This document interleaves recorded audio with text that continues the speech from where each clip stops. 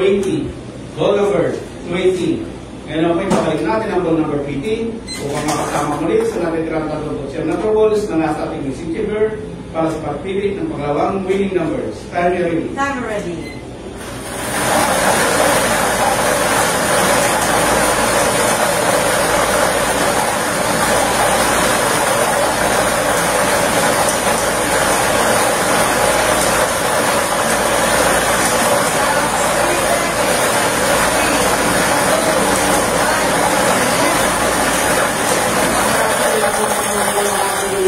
At yan ay ang ball number 6.